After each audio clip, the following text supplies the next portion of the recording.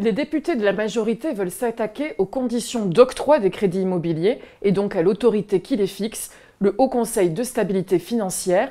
Leur proposition de loi est examinée ce mercredi en commission des finances. Alors le HCSF est une autorité qui a été créée en 2013. Elle a pour but de prévenir le risque systémique. Elle s'est emparée du sujet du crédit immobilier en édictant des normes qui sont devenues contraignantes en janvier 2022. C'est le fameux taux d'effort plafonné à 35% pour emprunter. Depuis la remontée des taux au printemps 2022, la production de crédit immobilier chute de manière spectaculaire et nombreux sont ceux qui tiennent cette norme du HCSF pour responsable de cette baisse de la production. C'est l'avis des députés qui aujourd'hui pensent qu'il faut rendre cette instance plus démocratique. Aujourd'hui, le HCSF est présidé par le ministre de l'économie et des finances. Y siège également le gouverneur de la Banque de France, le vice-président de la CPR, la présidente de l'autorité des marchés financiers et le président de l'autorité des normes comptables.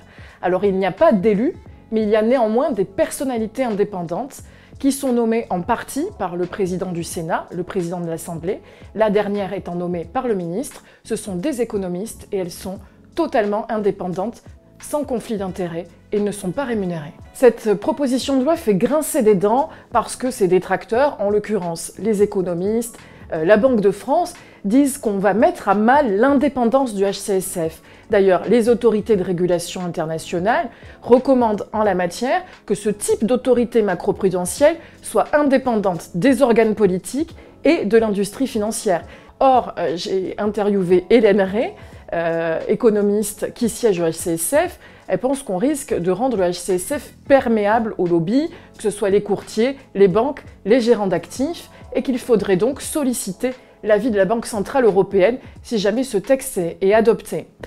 Et par ailleurs, elle fait remarquer qu'en 10 ans d'existence au HCSF, aucune de ces personnalités indépendantes, qui sont pourtant nommées en partie par le Parlement, n'ont été auditionnées par les élus.